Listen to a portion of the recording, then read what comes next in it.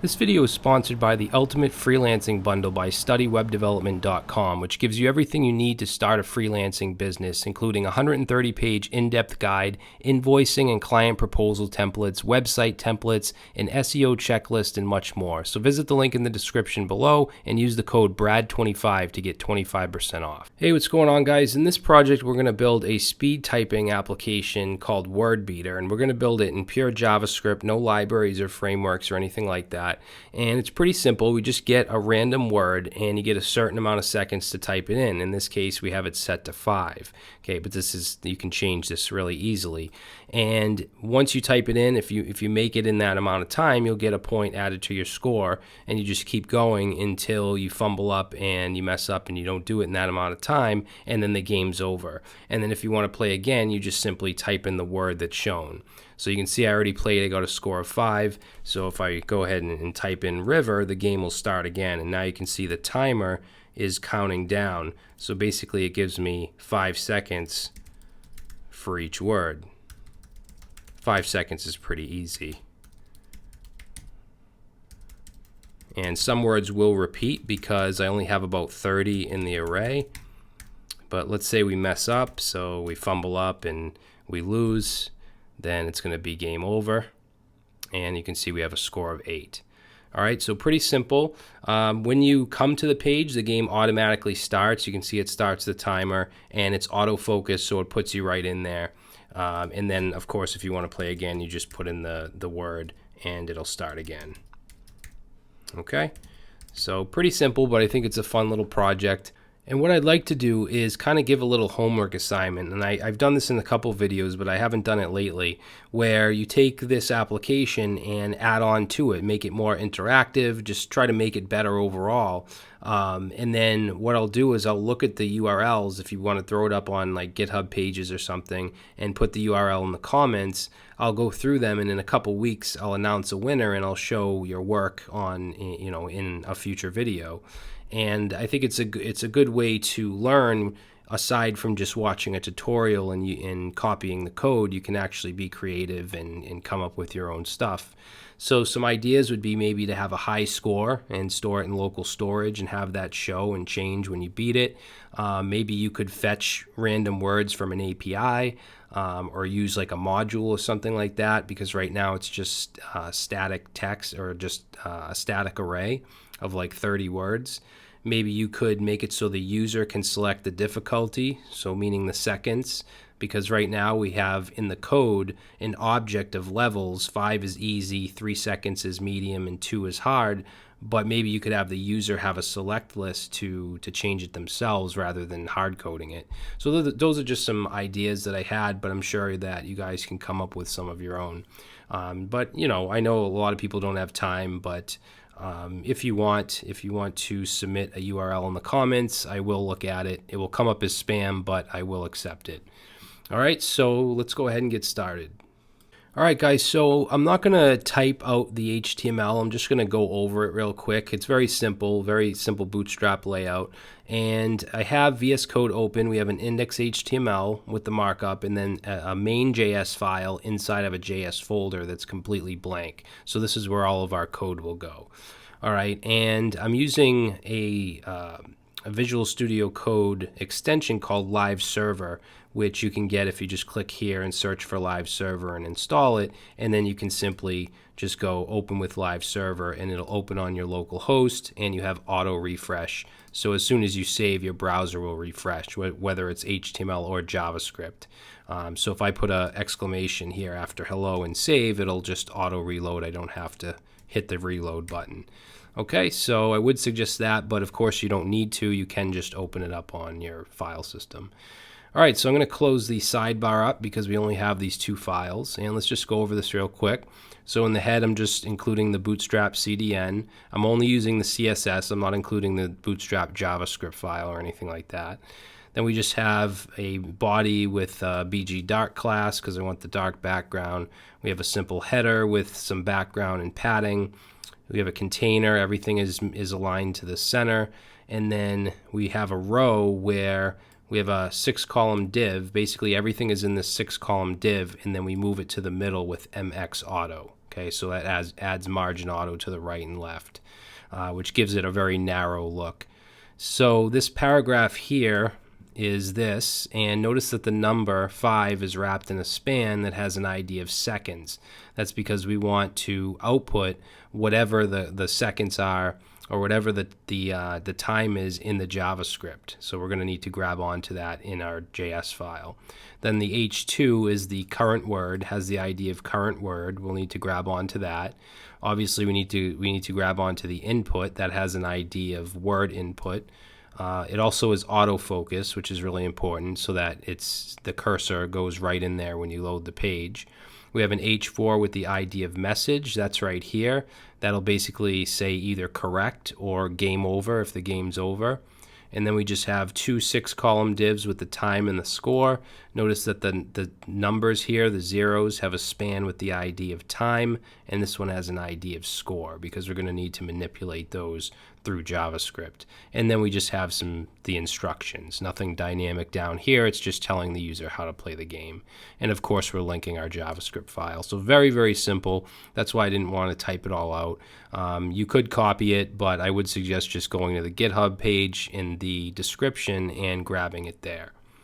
All right, so let's jump over to our JavaScript and get started. First thing I'm going to do is just create some global variables. So we're going to need a time variable. So I'm going to say let time, and I'm using let because this is going to actually change.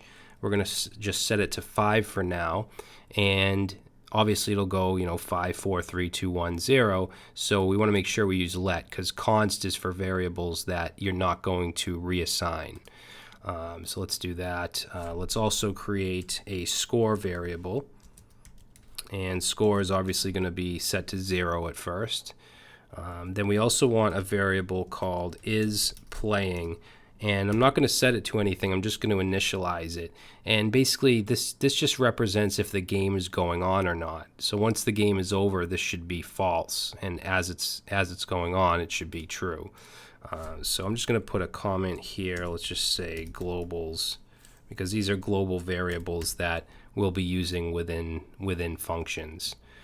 Okay, next thing I'm going to do is put in our DOM element variables because we want to pluck stuff out from the DOM. So I'm actually going to paste that in because it's pretty much the same thing over and over, just for different elements. So we have the word input, which is the text right here. We have the current word, which is the word that shows here, the score display, and the time display, which are these two numbers. Message, which is right here, that'll show if it's correct or game over. And then seconds is this right here, this number, because we want this to reflect whatever is going to be here. Okay, so we need to grab onto those elements. Next thing I'm going to do is put the words array in. Okay, we're just using a hard-coded array of words. I don't know, I think there's like 30 or something like that. So it's just a variable called words and set to an array. And you can change up the words if you want. And next thing we want to do is have an init function. So basically, when the window loads, I want an init function to fire off. So I'm going to go down here and let's say initialize game. And we'll say function init. Okay, actually, I don't know why I put a space there. I don't do that. So let's just console.log init, and I want this to fire off, as I said, when the window loads. So I'm going to go up to the top here. You could do window load.load. I'm going to do window.addEventListener. And we're going to listen for the load event, and as soon as that happens, we want to fire off init. Okay, so I'll save that. Let's open up our Chrome tools, and you can see that it's outputting init, okay, which is good. Now, there's a few things that's going to happen inside init.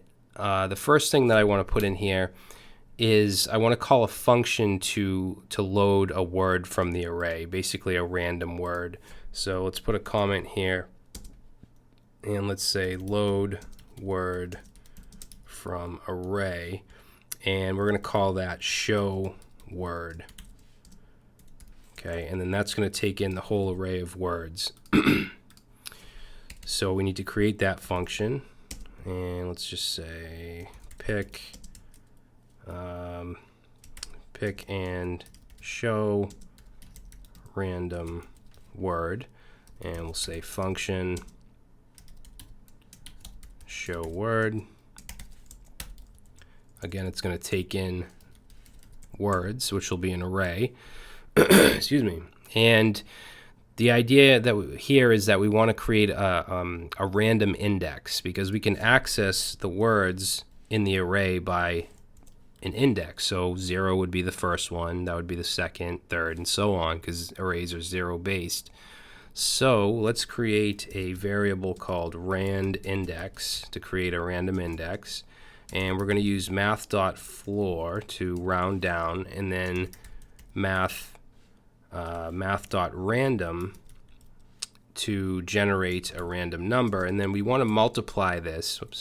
We want to multiply this by however many words there are in the array. So we can take the words array and we can get the number of words with length.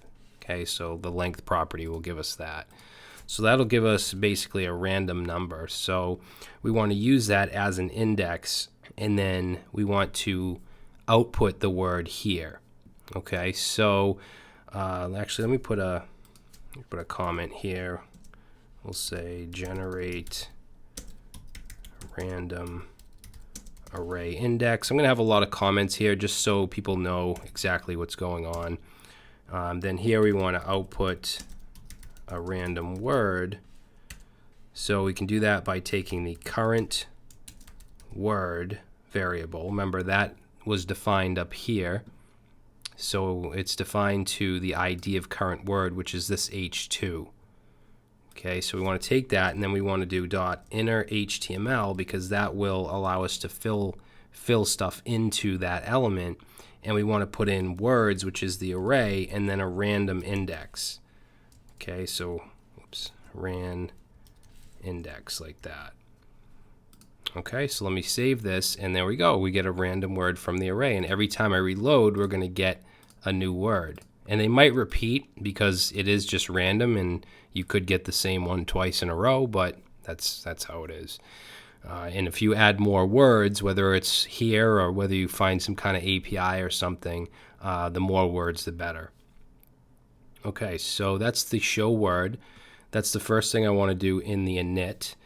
Let's see. The next thing I want to do is the countdown. Okay, so we want this timer to count down from whatever we put here, in this case 5. So let's see, we're going to say call countdown every second. So to repeat something, we can use a JavaScript function called setInterval. And we can pass in a function. I'm going to pass in a function called countdown, which we haven't created yet, and I want it to run every second. So this is milliseconds. So 1,000 milliseconds is 1 second.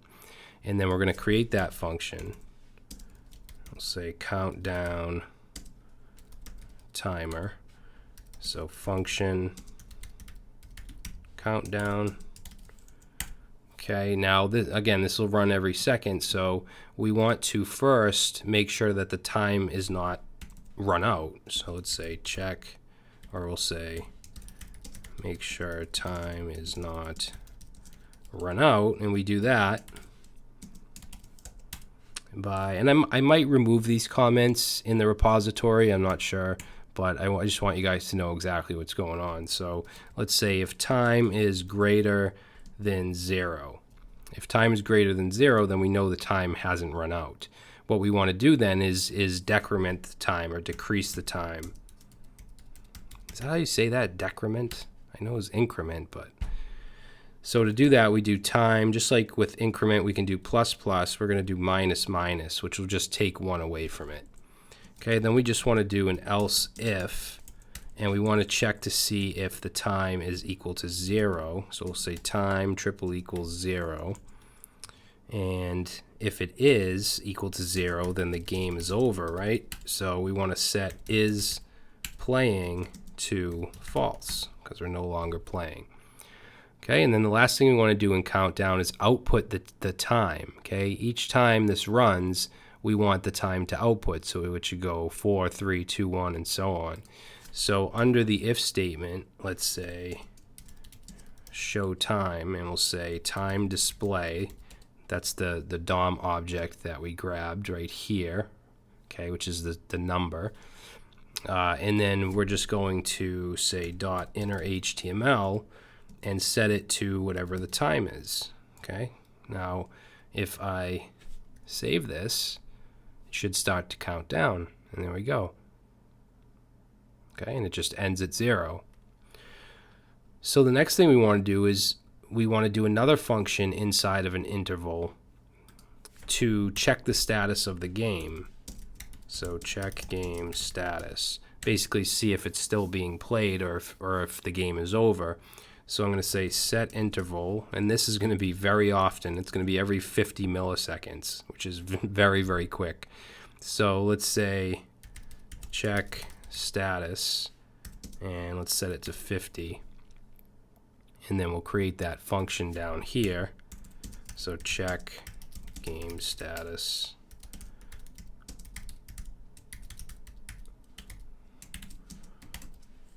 Oops. Okay, now in here we just want to do one thing. We want to do an if statement.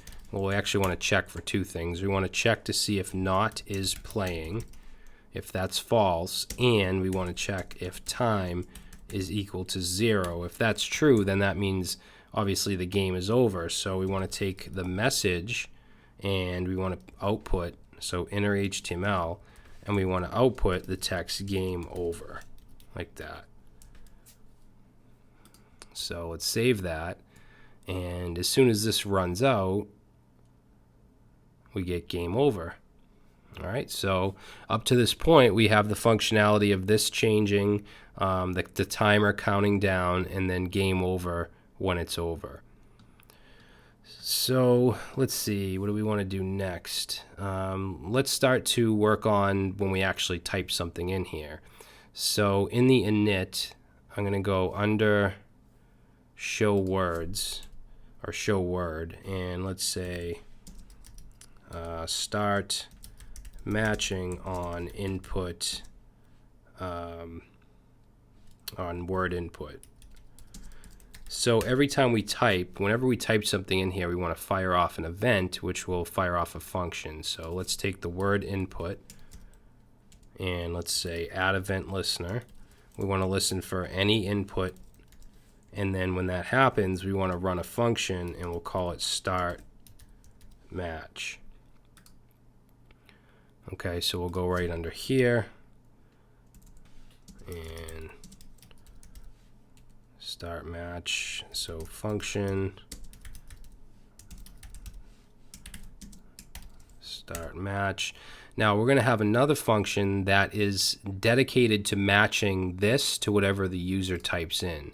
So I'm going to call that, we'll call that match words. And that's going to either return true or false. So right under this, we'll say it's going to match the current word to the word input. All right, so let's say function match words. It's not going to take in anything because we're getting this stuff from these DOM elements up here. We have word input and current word. So let's see. All right, so let's do an if, and we want to match the word input. Now, word input is a text area, not a text area, but a text input. So just word input will give us the element itself. We want what's typed in here. We want this value. So in order to get that, we need to do dot value. All right, and we want to basically match that against the current word, but the current word again is going to be the element, which is an H2 with a class and all that. We just want the word inside, so we want the inner HTML. Okay, so we want to match those. Now, if those match, then let's take the message and let's do inner HTML equals, and let's say correct. Okay, because it's correct, and then we also want to return true. Else, then we'll say message dot inner HTML equals nothing, and we'll say return false. Okay, so we'll save that. And now let's go back. Oh, I put this in the wrong area, guys. I'm sorry. This is the match words function. So, whoops, we want to take this if else that I just did, and we want this in the match words. Okay, and then this will give us either true or false based on if those match. So let's just do a console.log here, and we'll say match. So now what should happen is as soon as I type in the word that matches, we should see a console log. Okay, so I'm going to just reload and say laughter, and there it goes, match, and we get correct here as well. So I guess I didn't really have to do the console log, but so what we want to happen now if this matches is we want to set the variable is playing to true. It's the first thing we want to do. We want to set the time, and we're actually going to set the time to 6 because of the page load, which takes a second. So we want to set this, we just want to set this to 1 above whatever the initial time is. And later on we're going to change this up a little because we're going to make the time a little more dynamic. But for now we're just going to set this to 6. Okay, and then we want to show a new word, obviously, to type. So let's say show word, and we'll pass in words. And then we also want to clear the input because, as you can see, the text is still in there. So we want to take the word input, and we want to say dot value and set it equal to nothing. And then the last thing we want to do is increment the score. So we'll say score plus plus, which will increment it by 1. Now that's all well and good. The score will be incremented, but it's not going to reflect in the DOM. We have to do that. So let's go outside of this if, and let's say score display, which is what we set that DOM element to, and then dot inner HTML and set it to whatever the score is. All right, so now if I save, you can see now my score is going to improve with each one that I get correct. Okay, there's 3. Now I'm going to let the time run out so that I lose. Game over. And remember, to start a new game, all we do is type the word in. Now when I start to type, the game doesn't start until the word is typed in. Okay, so run away, and as soon as I put that Y in, the timer starts again, right? So statue, statue again. But notice my score never reset. It's still at 6, or it's at 6 because I just added to it. So we want to go down to check status, and if the game is over, we want to reset the score. Now you would think we'd set it to 0, but if I do that, let's first test it out, make sure that, so magic, let's make sure that the score resets. Okay, so if we lose, as soon as I start to type, the score should reset. So I'll start to type, and there it goes down to 0. Now, the issue with this is that you can take as long as you want to restart the game. It doesn't start until you put the full word in, right? So let's say cocktail. Now, once I put it in, look at the score. It goes to 1. And I don't think that that's very fair because you have all the time in the world to type that first word in, because that's what restarts the game. So we shouldn't get a point for that. So what I'm going to do is I'm going to set this score to -1 instead of 0. That way, the first one I put in, because once I lose, let me just let it run out. Once I lose, I can take forever to type in siblings for the game to start. And then that didn't count. But also notice that when I start typing, the score shows -1, and we don't want that. So to fix that, we're going to go up to start match. And in start match, we're going to go right here. So we're just showing the score. but we want to do an if statement saying if the score is -1, then display 0. So that's pretty easy. We're just going to say, let's put a comment here. We'll say if score is -1, display 0. Okay, this is going to be an if else, and we'll just move this up here, and let's say if the score is equal to -1, then let's actually copy this and just change this to 0. That way it doesn't actually show -1. So let's just lose on purpose, and then the first word we type shouldn't give us a point. Okay, now I'll start to type, score goes to 0, and I can take forever to type in echo to start the game. So when I type in echo the first time, no score. I don't get a point for that. However, the next one, I do. Okay, hopefully that makes sense. There we go. Okay, so that should be good. I think that we're just about there. Now this, actually, hold on a second. All right. So right now we just have the time set hard-coded to 5. What I'd like to do is have an object of different levels and then have the number of seconds pertain to those levels. So let's go right here, and let's say available levels. We'll just create an object called levels, set that to an object, and we'll have easy, which will be 5. We'll have medium,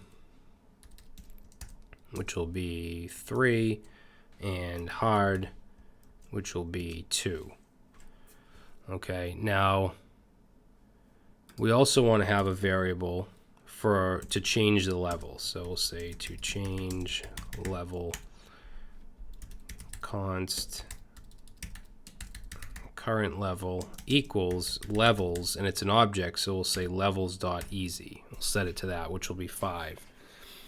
Okay. And the time, we don't want to hard code it to 5, because if we set this to like medium or hard, we just want this to equal the current level, like that.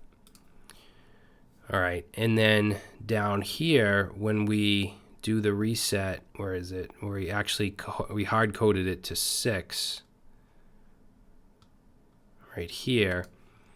It's not going to make sense if we choose medium or hard, because those aren't going to be 5. So this needs to be just one more than what the current level is. So what we can do is just say current level plus 1. That should make it more dynamic. And I'm pretty sure that's it. Okay, so what I'm going to do now is change the level to medium and save, and we'll say hero, and if you look at the time, oops, I lost. All right, so let's start over. To start a new game, we'll say cocktail, and notice it's starting at 3.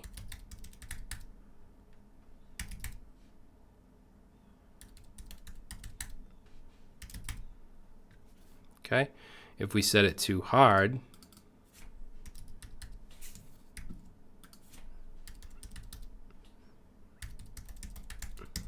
if you look at the time left, hard, maybe we should actually set hard to 1 second. Yeah, I should probably set hard to 1. But you get the point. So that's pretty much it, guys. We have the game. It's working. Oh, one last thing. This should reflect whatever level it's on, whatever seconds. Right now it's on hard, so this should actually be a 1. So that's pretty easy. We'll just do this in the init.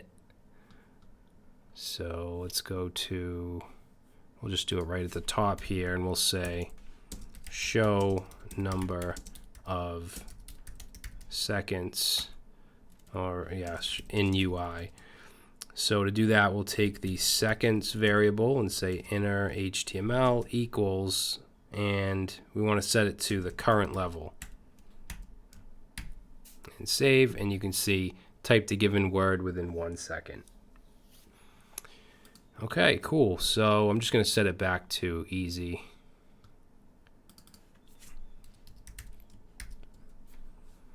But that's it. Now, like I said, there's a lot that you could do here, and you might find a bug or two here. This is something that I created very quickly. It's a very simple game. But yeah, you could add to this. I think one of the best things you could do is have the user choose the level, and you could put a select list, add an event listener to it, and then have it change the level. You could implement local storage, so you could keep the high score inside of a value. You could do local storage dot set item high score, and then set it, and then local storage dot get item to get it. And whenever a game is finished, you could match the score to the local storage, and if it's higher, then replace it. And of course, you could do stuff with the words if you want to fetch them from an API or something like that. You could make the UX better. You could maybe make the game over red, or make the border around the input red when the game's over. But you just have to make sure you reset it when the game starts again, or it'll just stay red. So things like that. Or if you wanted to recreate the application in React or Vue or something like that, you could do that as well, and I'll take a look at that. But that's going to be it, guys. Hopefully you enjoyed this little project, and I will see you next time. Hey guys, one of the best, if not the best resource I can refer you to for starting a freelance business is at studywebdevelopment.com/freelancing. The creator Kyle shared it with me, and I can personally vouch that this bundle is well worth it. You get a 130-page guide to freelancing, and it comes with things like invoice templates, client proposals, HTML and CSS templates, a portfolio website, access to a private Facebook community, and much more. So use the code BRAD25 to get 25% off today.